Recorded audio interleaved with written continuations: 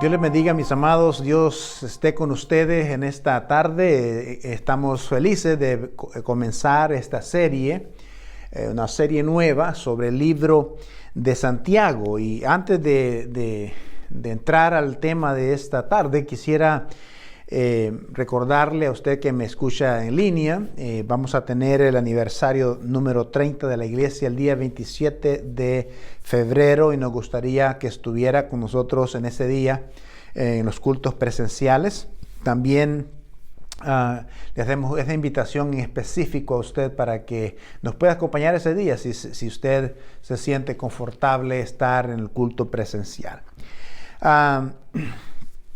Esta tarde, comenzando en esta serie del libro de Santiago, es un libro pequeño de aproximadamente 5 capítulos solamente, y el tema que vamos a desarrollar es tener por sumo gozo. Es el tema que vamos a estar desarrollando a lo largo de estas semanas. Vamos a tener más o menos unos 25 mensajes que se están preparando sobre este libro, y usted dice, bueno, ¿cómo es posible que vamos a sacar 25 mensajes de un libro de 4 o 5 capítulos? Bueno, la realidad es que en esta ocasión queremos tomar pequeñas porciones del libro y para tener quizás mejor o más profundidad en lo que estamos enseñando, pero también quizás nos va a ayudar a que los mensajes sean un poco más cortos para quizás mejor entendimiento. Ustedes saben que en la iglesia nosotros tenemos uno de los valores principales de la iglesia es lo que le llamamos raíces profundas. O sea, la idea de todo esto es que queremos que los creyentes que pertenecen a la iglesia Vida Real, tengan una convicción firme, tengan un enraizamiento profundo en la palabra de Dios, porque sabemos que eso obviamente va a beneficiar sus vidas. Cuando hablamos, por ejemplo, en el libro de Santiago, uno de esos libros que vamos a estar viendo, el libro que vamos a estar basados, como hemos dicho siempre, vamos a tratar 3 cosas esenciales en este libro. El primero es qué es lo que dice el libro, qué es lo que dice la palabra, qué es lo que significa y cómo podemos ponerlo en práctica. Porque lo más importante es que usted y yo podamos poner en práctica estos principios. Ahora, en realidad, en el libro de Santiago hay 13 pruebas diferentes en este pequeño libro. Lo que me gustaría llamarle medidas. Esa es la mejor manera de decir. Eso sería: Santiago escribe el libro a sus compañeros creyentes, recordándoles, ¿verdad? Recordándoles que si son cristianos, entonces así es como deben comportarse. Si como debe ser la vida, muy específico, es una mirada hacia el futuro, en realidad, lo que enseña el libro de Santiago. Ahora, vamos a abordar algunas discusiones culturales que sean relevantes obviamente para nuestras generaciones. Hablaremos sobre cosas del sufrimiento, la tentación. Vamos a hablar acerca de cómo ser una persona imparcial. Vamos a hablar acerca de la lengua, de ser verdaderos o veraces, de cómo depender de Dios. En fin, son un montón de temas que vamos a estar desarrollando que van a salir específicamente de este libro de Santiago. Así es que le animamos que te quedes con nosotros a lo largo. Vamos a hacer pausas obviamente a través del año, porque son 25 mensajes. Vamos a hacer pausas en medio, vamos a poner una serie diferente en medio y luego lo vamos a retomar. Pero la idea es terminar este libro en todo el año, en diferentes secciones obviamente. Así es que quédate con nosotros para poder analizar a profundidad lo que Dios tiene para nosotros a través de este libro. Sabemos que es un libro que fue inspirado por el Espíritu Santo y creemos que esta escritura tiene algo extraordinario para usted y para mí. Así es que la palabra de Dios, los versículos a tratar el día de hoy son el capítulo 1 de los versículos 1 al 4. vamos a tomar 4 versículos solamente. Y Santiago dice así: Santiago, siervo de Dios y del Señor Jesucristo, a las 12 tribus que están dispersas, saludos. Hermanos míos, dice, tened por sumo gozo cuando os halléis en diversas pruebas, sabiendo que la prueba de vuestra fe produce paciencia, y que la paciencia tenga su resultado perfecto, para que seas perfectos y completos sin que os falte nada. Ese es el versículo, el texto de este día. Ahora, déjenme decirle de Santiago, hay 4 personas que se llaman Santiagos en la Biblia. Era un nombre muy común, pero hay 4 personas que se llaman Santiagos en la Biblia. Por ejemplo, y algunos tienen dificultad para elegir quién de ellos en realidad es el que escribe el libro de Santiago. Bueno, hay varios, 2 de ellos podemos eliminarlos realmente, pero hay 2 de ellos que vienen a la luz. Y uno de esos es el último hijo de Alfeo, que puede ser uno de los Santiagos, pero todos los estudiosos de la Biblia acuerdan en que este Santiago era el medio hermano de Jesús. No sé si usted sabía, pero Jesús tenía por lo menos 2 medios hermanos, que venía siendo Santiago y Judas. No Judas Iscariote, pero Judas. Entonces, y también, ¿verdad? Sabemos que Santiago tenía medios hermanos, Jesús tenía algunas medias hermanas también.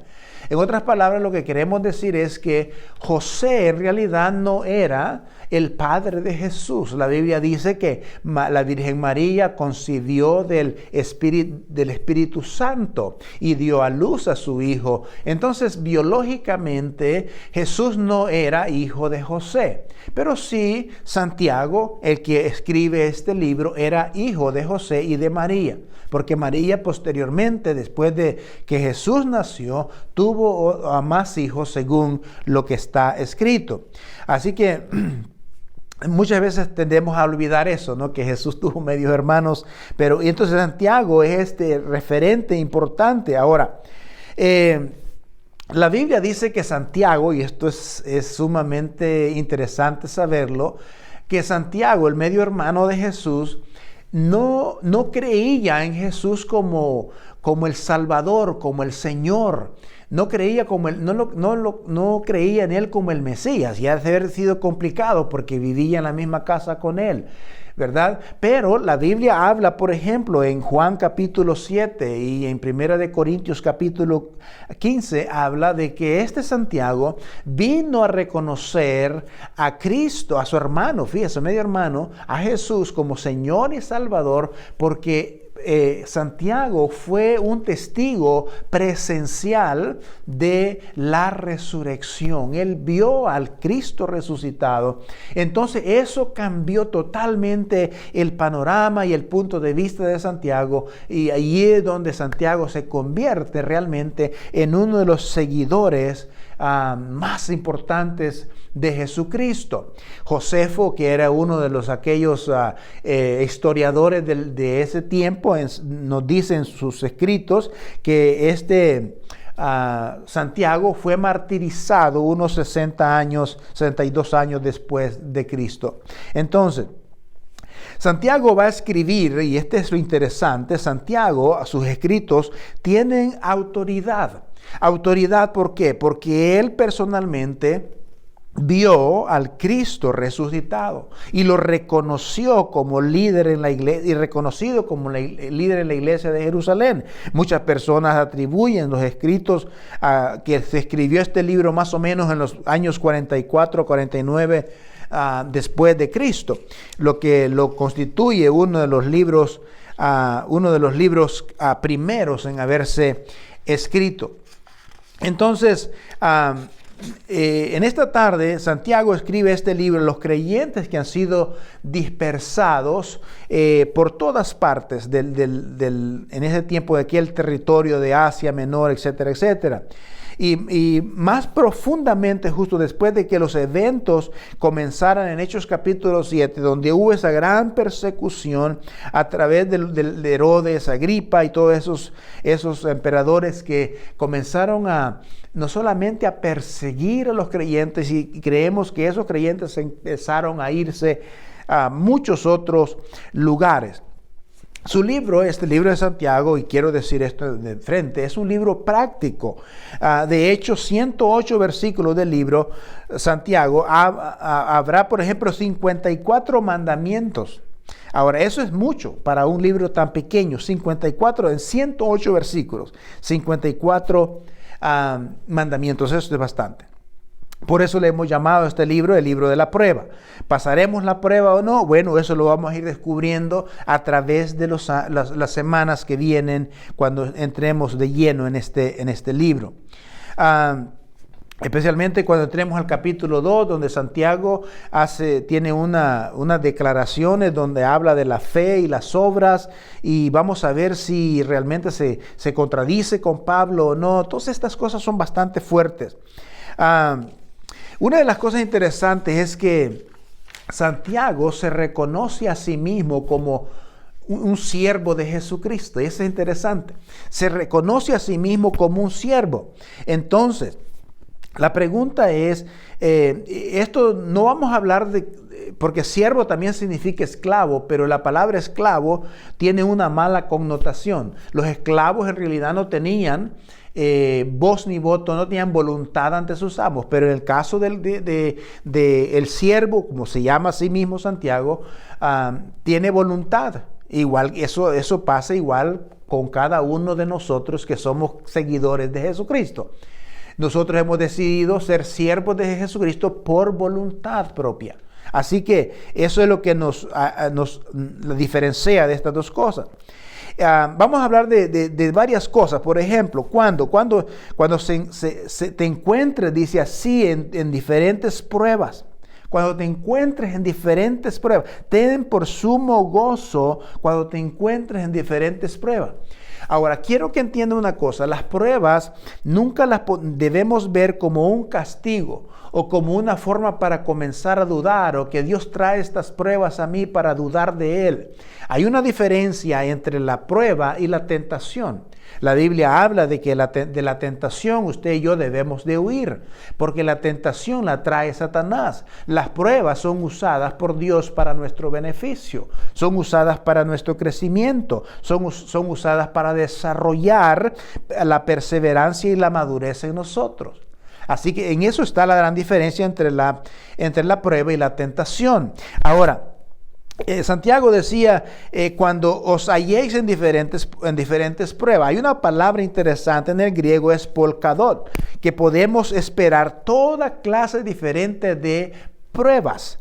Ahora, esto no se trata de que si vas a tener, a lo mejor ya está usted en una prueba, pero la idea es simplemente es cuestión de tiempo cuando usted y yo vamos a estar en una prueba. Entonces Santiago nos dice cuál debe ser mi actitud cuando yo me encuentre en esas pruebas. El propósito obviamente de Dios a través de las pruebas es de desarrollar resistencia. El propósito es desarrollar resistencia. A la palabra que usaríamos es ser pacientes. De desarrollar la paciencia en medio de las pruebas. Si pensamos, por ejemplo, en pruebas, imagínese usted, si analizamos las pruebas que pasó en el caso de José, por ejemplo, en el Antiguo Testamento, el hijo de Jacob, que pasó por lo menos 13 años de sufrimiento y de pruebas fuertísimas antes de ser ascendido al trono como príncipe de Egipto. Por ejemplo, tenemos a Pedro. Pedro duró 3 años con Jesús de prueba tras prueba antes de convertirse de arena en la roca que nosotros conocemos de la iglesia. Luego tenemos el apóstol Pablo, un hombre que duró años y años, pasó por pruebas, muchas diferentes pruebas que pasó antes de pasar de fariseo a un siervo de Jesucristo. Entonces, las pruebas tienen un propósito. Pero debe de haber una actitud, de acuerdo a Santiago, debe de haber una actitud en cuanto a las pruebas. Ahora bien, las pruebas tienen capacidad de despojarnos de todo. Sin embargo, en estos pasajes nos dice, hay 3 actitudes diferentes que debemos mostrar como creyentes cuando estemos pasando por la prueba. La primera es, el versículo dice que debemos tener por sumo gozo. Y esto es quizás una de las cosas más difíciles de entender y que va fuera de nuestra lógica pensar cómo yo me voy a poner a tener, no solamente gozoso, sino como por sumo gozo cuando os halléis en diferentes pruebas. Ahora, cuando hablo de gozo, no se me refiero a una falsa sonrisa, no me refiero a negar el dolor o la tristeza, no nos referimos, por ejemplo, a pensar solamente positivamente, no nos referimos al consejo superficial, no nos referimos, por ejemplo, a no preocuparse ni ser feliz, no se refiere a eso. En realidad, por ejemplo, ¿por qué y cómo es que yo puedo tener gozo en medio de la prueba? Porque si la idea es que usted y yo podemos ver hacia adelante y ver el resultado de la prueba, que es una total bendición y beneficio para usted después que pase usted la prueba. Entonces, ahora hay 2 cosas. Cuando nosotros mantenemos un gozo, esta actitud de gozo en la prueba es mantener la confianza en Dios, mantener la palabra de Dios, mantener la fe en Dios. Son cosas complicadas que se tienen que mantener en medio de la prueba, pero esto te trae gozo. El gozo del que estoy hablando es que Dios está usando esto para hacer madurar el carácter y hacer crecer nuestra vida más en Él. Ahora, la segunda actitud que habla es la actitud de saber.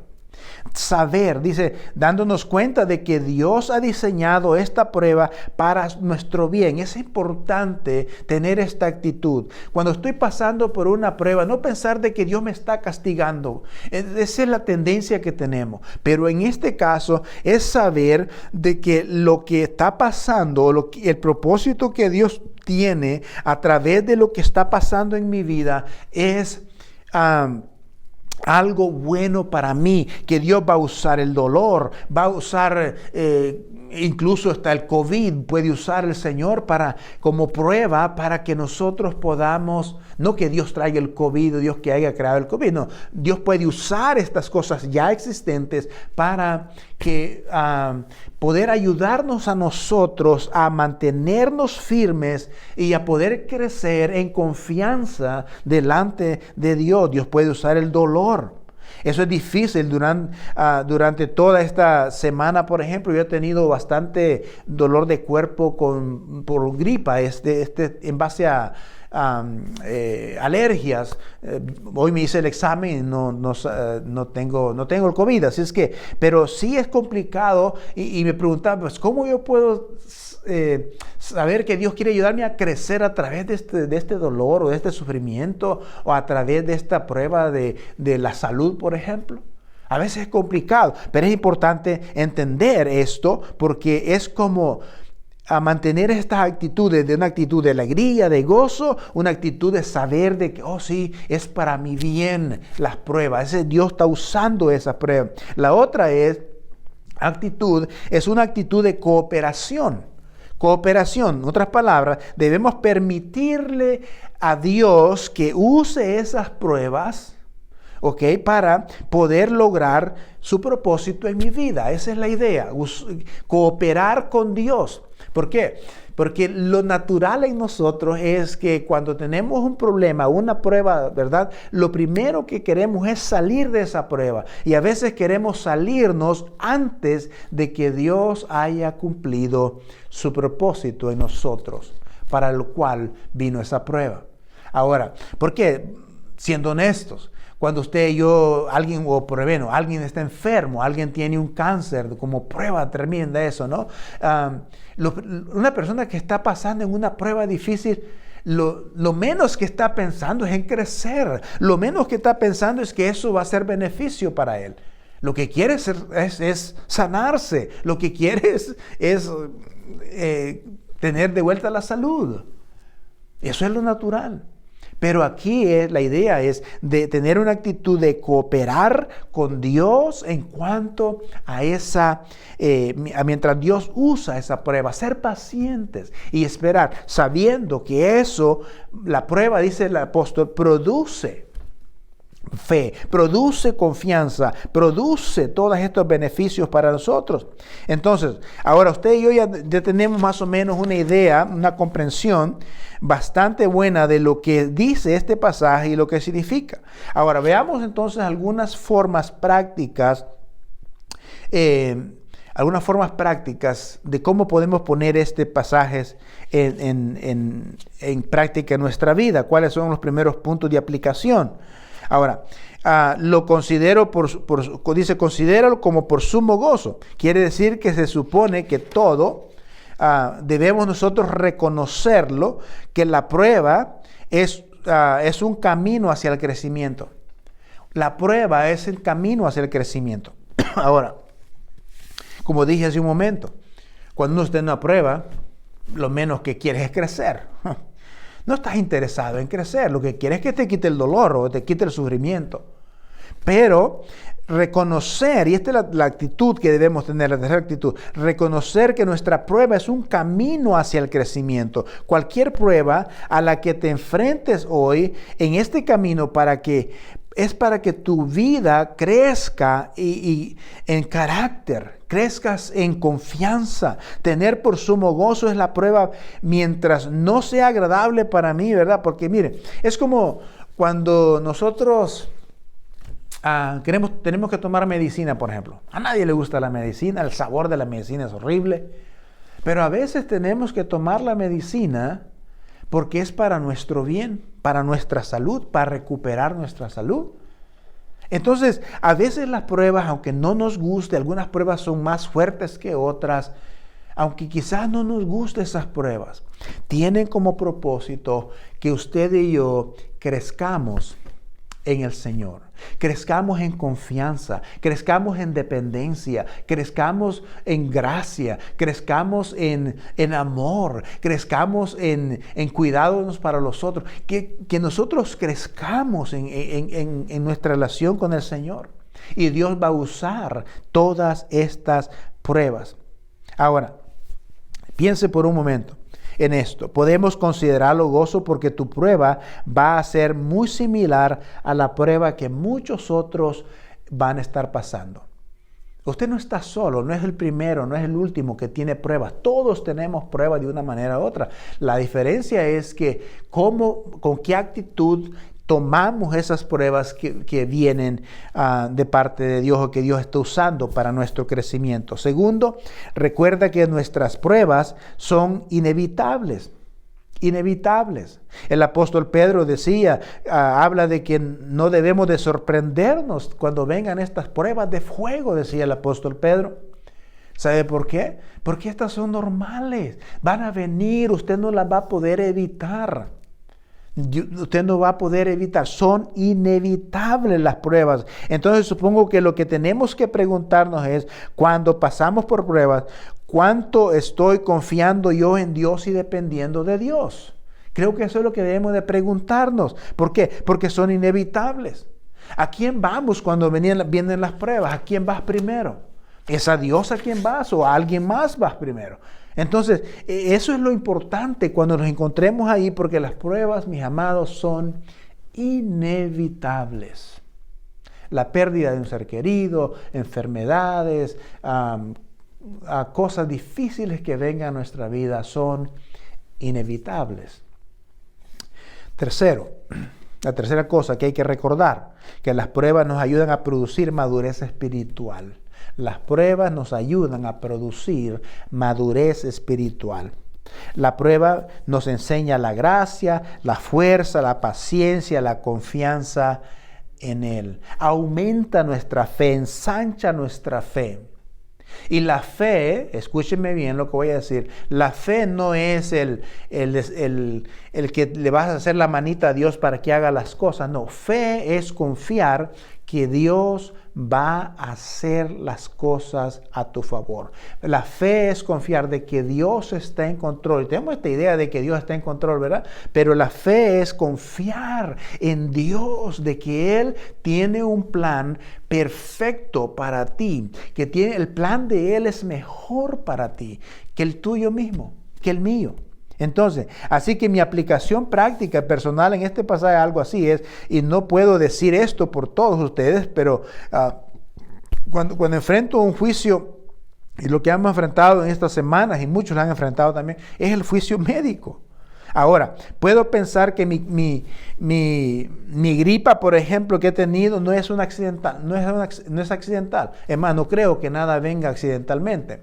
Algo viene porque quieres enseñarnos algo a nosotros a través de esto. Todos creemos que Dios tiene el control y que nada nos sucede por casualidad. Y así debe de ser. Nada sucede por casualidad. Dios tiene todo el control en nuestra vida. Así que quiero terminar con esto poniéndolo en resumen, lo que acabamos de decir. Las actitudes que debemos tener cuando venga la prueba, como creyentes, es una actitud, dijimos, de gozo. De gozarnos, de gozo, alégrate, mantén. No te vas a gozar por el cáncer sino por lo que va a salir cuando pases la prueba de ese cáncer. Uno no se va a alegrar por el dolor, el sufrimiento, no. Te vas a alegrar por los resultados que eso va a traer cuando hayas pasado esa prueba. También hablamos de la actitud de no solamente de reconocer, ¿verdad? De saber de que esto va a venir, que las pruebas son inevitables. Tú no vas a poder, esto va a venir, reconocer de que esta prueba viene para beneficio tuyo. Y la otra que hablamos es la actitud de cooperación. Deja que la prueba logre su propósito. No nos adelantemos, no tratemos de salir al cortar el paso, no. Démosle oportunidad que Dios use esa prueba para lograr el propósito que tiene en nuestra vida. Yo sé que esto es difícil para muchos, ¿ok? Entenderlo y digerirlo. Pero si te quedas con nosotros durante las semanas que vienen, vamos a ir desglosando esto para darle a usted una mejor explicación de lo que estamos tratando de hacer. Dije que este es un libro complicado, es un libro difícil, un libro práctico. Y vamos a ser desafiados a hacer muchas cosas extraordinarias a través de este libro. Así que esta es la introducción a esta serie que tenemos de este día. Dios me los bendiga. Gracias por estar con nosotros. Les amamos. Déjenme orar por ustedes, ¿ok? Padre, te alabamos, te bendecimos. Gracias por mis hermanos que me escuchan en esta tarde. Bendígalos, Señor. Si, Padre, en esta tarde ellos están pasando por alguna prueba difícil en su vida, sea cualquier tipo de prueba, Señor, financiera, económica, de salud, emocional, familiar, Señor, de cualquier clase de prueba que esté pasando alguno de mis hermanos, oramos, Dios, en el nombre de Jesús, que ellos puedan tener no solamente esta actitud de gozo en medio de la prueba, de saber que esto, Dios, tú tienes un plan para ello, y no solamente de cooperar contigo, Señor, de esperar que tú hagas tu obra en esta prueba, Señor, y te ruego igual que nos ayudes a poner en práctica, Señor, sabiendo que la prueba produce crecimiento. Ayúdanos porque esto, Señor, va a traer dependencia. Bendiga a mis hermanos de una forma especial. Te lo ruego en el nombre de Cristo Jesús. Amén. Amén. Dios les bendiga.